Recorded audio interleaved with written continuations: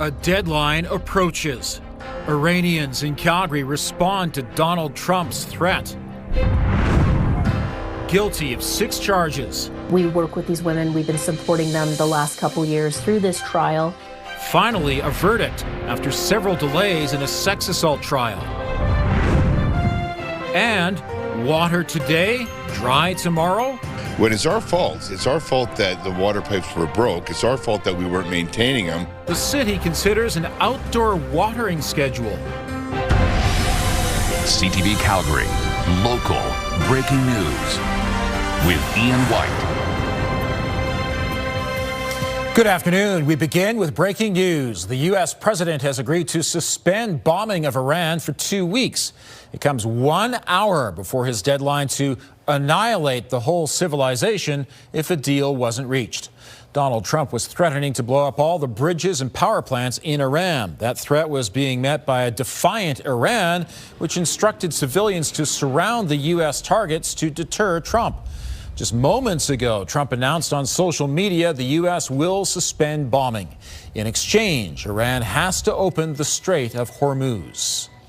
Alicia Fieldberg is following this story, and she joins us. So, Alicia, you spoke with people in this city who have friends and family in Iran.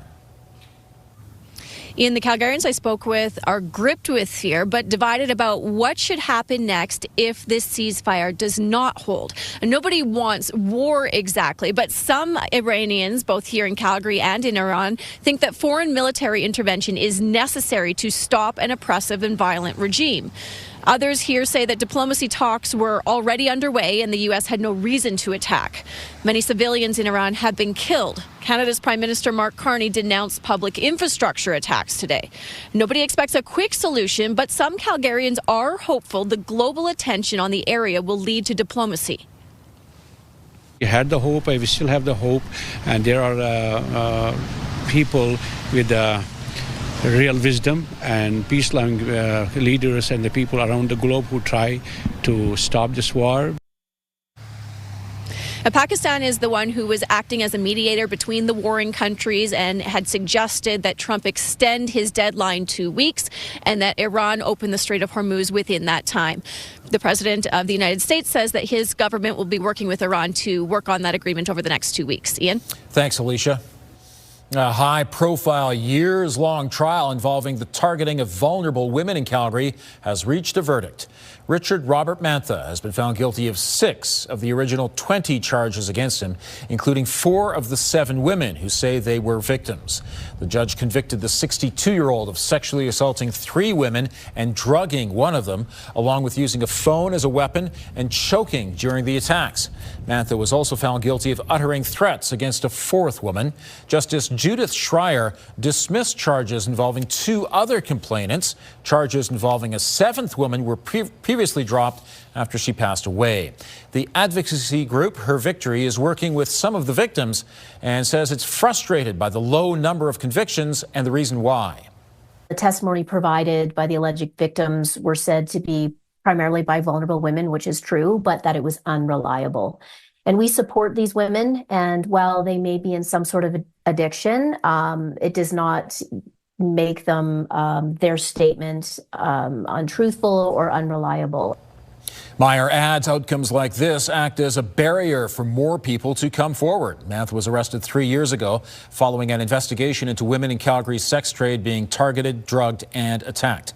The case was delayed several times as Mantha fired lawyers and suffered health issues, including a stroke.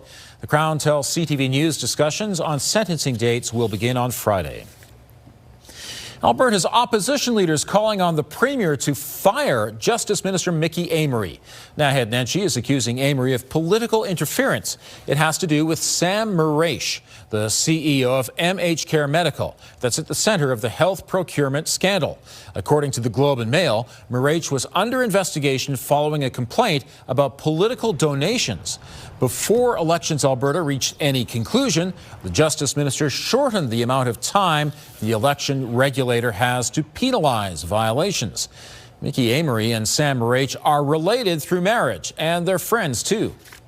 Even if there's nothing here, this looks bad, the conflict of interest is apparent, and the government needs to be able to say, look, nothing shady is going on here, so let's reopen the investigations, let's fire Mickey Amory, and let's have a public inquiry. CTV News has reached out to the Justice Minister for comment, but did not receive a comment by deadline. First Nation from Alberta is in court today arguing that a referendum on separation would violate their treaty rights. The Sturgeon Lake Cree Nation says separatists' efforts to secede from Canada are consummately irresponsible. Stay Free Alberta says it already has enough signatures on a petition to trigger a referendum. The judge in the case is expected to deliver a ruling by May 2nd, which is also the deadline for the petition. The public hearing portion of Calgary's blanket rezoning repeal wrapped up today. The city says 554 members of the public registered to speak and 411 showed up to share their thoughts. Over 3,200 written submissions were also received. Ward 4 Councillor DJ Kelly says the repeal side of the zoning debate makes up the majority of the feedback. Tomorrow morning, councillors will start putting their questions to administration before any amendments or motions are introduced. And the city says it's doing a proactive assessment of a section of the Bearspaw South feeder main. If all goes as planned, there will be no impact on water service. A robotic pipe diver will be inspecting the northwest section between the treatment plant and the 33rd Avenue pump station. The pipe diver takes about 2 hours to go through the 2-kilometer stretch. The city says it will receive the data in a month, which will inform future plans. Meanwhile, Calgary is proposing a permanent outdoor watering schedule and accelerated work to fix leaks in its aging system. Jordan Canigan is in the northwest with more on this. And Jordan, this is part of the city's plan to reduce water usage. And Ian, the city has a goal to reduce water demand by 20% by the year 2040, and it has a list of 11 proposed actions to try to help us get there. If council approves all of those actions, we would see the introduction of outdoor watering schedules, meaning homes would only be allowed to use sprinklers on even or odd days, depending on their address. Officials say it's to avoid soaring water use during the peak summer days. Other ways they're exploring include promoting incentives to have more water-friendly landscapes and efficient fixtures and appliances. The plan would also see hundreds of millions of dollars spent on fixing leaking water pipes. Calgary loses about 20% of its water through aging infrastructure, and some councillors want that to be taken care of before limiting residents. But it's really ironic now, after we've told Calgarians for 2 years that they've been on severe water restrictions, to now impose on them endless permanent restrictions when it's our fault. It's our fault that the water pipes were broke. It's our fault that we weren't maintaining them. Now, Calgary has already seen its water use drop by about 30% over the last 2 decades or so. Now, this water plan, the proposed water plan, was passed by a committee last week, but council will still have to debate and sign off on all of it by the end of this month. Ian? Jordan, thanks very much. And Danielle, speaking of water, we got more precipitation. There is another brief snow shower that came through this part of the city a few minutes ago. Yeah, just a few moments ago. In fact, there was even thunder snow, or there have been reports. That's rare. Yeah, I'm nerding out here on that one because that's actually very rare to see and super cool. So there have been reports of thunder snow, which is lightning, basically a thunderstorm, but with snow instead of rain. So that's exciting. We had not the nicest day. I walked my kids to school this morning and was drenched in wet snow. As I'm sure you were if you went out this morning. In many parts of Calgary, it was a big blizzard-like conditions, and then we got a break, and now we're more isolated, as you can see by the live shot. So isolated spots of the city getting some wet snow at the moment, or even some raindrops. All right, for tomorrow morning, cool to start, -9 with the wind chill. Then we warm up to +5 in the afternoon. Sunshine in the morning, then the clouds will increase throughout the day. Tomorrow night, another little blip of showers switching to wet snow, and then we're in the clear for a little while. That's your 24-hour forecast, brought to you by Fifth Avenue Volkswagen. Family-owned, community-driven. Discover more at Fifth Avenue Volkswagen. Thanks, Danielle. People in Canmore are going over the pros and cons of a proposed tourist attraction there. It would be a gondola to the summit of Mount Lady MacDonald. Next, what people said today at an open house. And university students take a stand against advertising for gambling. Also, if you have a news tip, text us at 10400.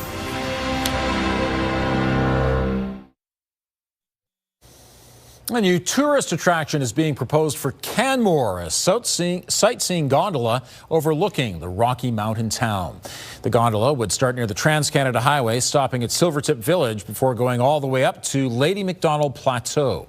In addition to 3 gondola stations, it would also include a day lodge with a restaurant and viewing platforms. A similar project was proposed in 2017, but never completed the approval process. This is now being considered under Alberta's All-Season Resorts Act. New high-altitude mountain experience in the town of Canmore, and it would be for everybody. You know, there's probably 90% of people that can't hike up the mountain to the old Mount Lady MacDonald Tea House, so this would be an all-inclusive project. It will spoil the area, it will spoil the peace and tranquility of Canmore as a town. We really should resist this with all possible means. Public consultation is set to last till May 14th, while the soonest construction could begin is in about a year's time. Artemis 2 is coming home after its 4 crew members saw and experienced something no one has ever seen before. The gravitational pull of the Earth has had a profound effect on the near side of the moon. Canada's Jeremy Hansen spoke this morning about the experience of traveling around the dark side of the moon. That's where the astronauts saw the Earth as it's never been viewed. They even saw an eclipse as the moon obscured the sun's rays. For 40 minutes, Artemis 2 had no contact with mission control. Now that they've gone around the moon, they're en route to a splashdown in the Pacific Ocean off the coast of San Diego. I just love that story. It's just so uplifting, and it's wonderful to have a Canadian involved too. And how every part of it has been really interesting too, in getting the kids involved. Yeah. Everybody, every age involved. So win-win-win all the way around. You know what's going to be a win-win all around is later this week. Okay. Yeah, the temperatures are going to warm. You're going to want to wear your t-shirt out there. There's going to be sunshine. Not what was this morning. Oh boy, this morning. Okay, live shot showing you isolated spots getting some mixed precipitation right now, mainly in the form of that wet snow with some raindrops mixed into it. Right now, temperatures are much cooler than they have been in all communities in southern Alberta, especially compared to yesterday, where Medicine Hat, Lethbridge, Milk River, Brooks, all in the teens. We didn't get very high in Calgary. We were one of the cool spots, but Banff actually did get into the teens yesterday and now is sitting at +1. So we've certainly had a cool down. We had a cold front roll through. It sparked up quite a bit of snowfall in many communities, quite a big burst of it in the morning hours, and now we're more isolated. We did have some gusty conditions as well, closer to 70 kilometers per hour in Calgary, Pincher Creek, just over 60 in Lethbridge and Medicine Hat, Brooks in the mid-50s, Drumheller low 50s. So it was a windy day, but the winds should be a lot calmer for tomorrow, except for if you live closer to the Saskatchewan border, you'll likely have gusts around 40 kilometers per hour for tomorrow. All right, when we look at the overall system, this is that spin, that counterclockwise spin. So the core of the system is up in northern Alberta at this point, and this is the wave that moved through earlier today. What this is doing, though, because of the spin of the system, is pushing air up the mountains. That forced air is creating this enhanced snowfall in these isolated pockets, and that's what we're getting. We even had thunder snow in parts of the city about half an hour ago. That's quite rare. So again, a thunderstorm, but with snowfall. So that is interesting for sure. Less likely to see that, but more likely to see a couple more pockets of snowfall before this all works its way out completely. All right, looking at the future cast here, again, we have the potential for some isolated pockets of snow right through until 7:30, 8:30, and then it will make its way out of Calgary, but it will still be off to the east, and then should be completely out by 8 o'clock in the morning of the entire province. Then this sets us up for some nicer weather. Tomorrow will be a bright one, so we're looking at sunshine with some cloudy periods at times for the morning. Later in the day, though, closer to the supper hours in the city, we are looking at getting some showers, isolated. Not everyone will see it. And then switching over to some wet snow. That's in the overnight hours. A trace to 2 centimeters possible, but it should melt quite fast. Most communities looking at that similar amount, traced to about 2 centimeters. Looking at that longer range forecast, 5 degrees is our high for tomorrow. Again, that night precipitation, but check this out after that. Thursday, 8 degrees, Friday, 13, and still in the teens to kick off the weekend.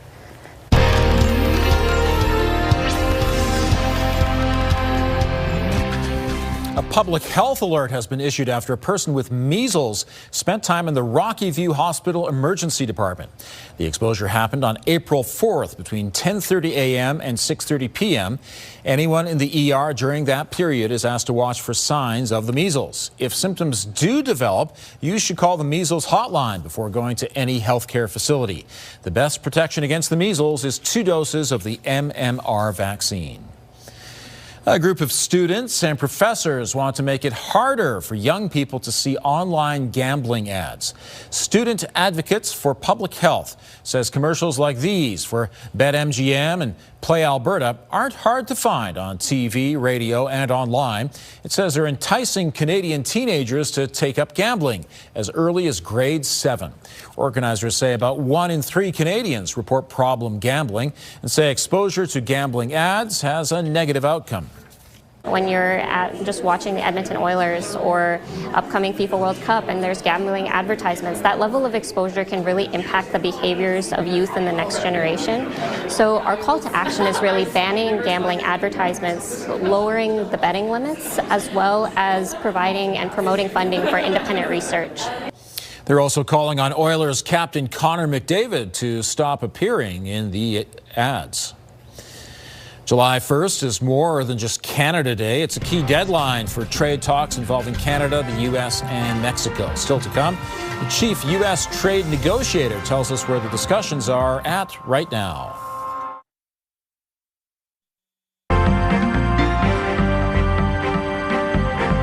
Potential takeover today in the music business, and it could have an impact on everyone from Taylor Swift to Drake to The Weeknd. Joining me is Leanna Wachniak, investment advisor with the Popwich Carmali Advisory Group. And first of all, Leanna, how did the markets do today? Well, it was a bit of a mixed day of trading as investors tried to figure out what the outcome of tonight's deadline, that 8 p.m. deadline that President Trump had set for the reopening of the Strait of Hormuz. Now, at this point, kind of talks seem to be breaking down. There has been increasing escalation, at least in verbiage, from the White House over the last couple of days. It was interesting that we saw a mixed day of trading, but a lot of that was really resources that helped, particularly the Canadian side of the border. Gold being up as far as it was today did help some of the gold producers and some of the resource producers here in Canada. So that's why we saw our index hold up a little bit better than some of the ones in the US. But again, investors really just holding on and seeing what's going to happen and what's going to come next in this conflict in Iran. And there's a takeover bid for Universal Music Group. That's right. And as you mentioned, they house artists as diverse as, Taylor Swift to Drake. And that's really the biggest record company or the biggest record label in the world. Now, right now, they're headquartered out of Amsterdam, but they are now the subject of a $64 billion takeover bid by a company called Pershing Square, which is a private equity firm that holds several stakes in several different areas. This is something that it looks like they are pursuing because they're hoping to get it listed on the New York Stock Exchange, which would actually help U.S. investors have better access to it. But of course, this would be a really interesting move for the company. It would be basically headquartered then out of Nevada rather than out of Amsterdam and run by an ex-president of Disney, actually. So it's something we'll have to keep an eye on to see if that one goes through. Sounds interesting. Thanks very much, Leanna. Thank you. The U.S. says trade talks with Canada and Mexico likely won't make the July 1st deadline. We want to resolve as much as we can. We've worked really closely with the Mexicans over the past year. They've resolved a lot of issues. The Canadians, we have some issues with them that haven't been resolved yet. Jamieson Greer was speaking at an event today put on by a Washington think tank. Sticking points with Canada include liquor, supply management, Buy Canadian policies, and the Online Streaming Act. July 1st is the date the U.S. needs to inform Canada and Mexico whether it wants to reopen the deal for a full renegotiation. Calgary is proposing a permanent outdoor watering schedule. Here's Tara Nelson with a look ahead to CTV News at 6. Hi, Ian. It's part of the city's larger plan to reduce water usage, which also includes fixing leaks in our aging system. Coming up at 6, you'll hear why Calgary's mayor is not fully supportive of the ideas being presented by a city committee. Also ahead, it's been 20 years since Clayton Condos was last seen near Brentwood Mall. Coming up, why Calgary police are now appealing for new leads. Ian. Thank you, Tara. Actor Hank Azaria is on his way to Calgary this summer, not to act, to sing.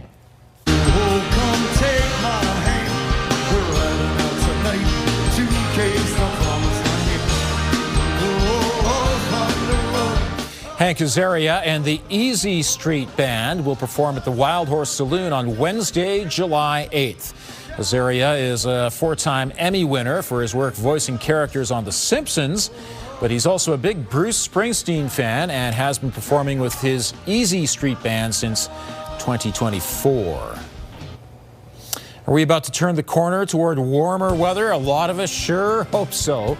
Right now, though, in Calgary, it's wet snow, 3 degrees. Danielle has details still ahead. So it begins warming up tomorrow, and then a few days after that, people will start kicking soccer balls and throwing baseballs around and stuff. Exactly. Yeah, we're going to make the best of the spring weather that we get later this week, for sure. That's what we do here.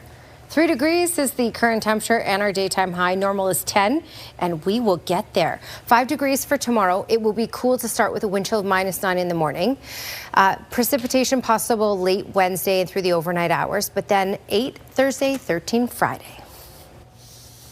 Thanks, Danielle. The Sparrow Art Space is hosting 3 immigrant artists for the next 6 weeks. 2 of the 3 artists that make up the Shared Flight Collective were working on projects today in the gallery space.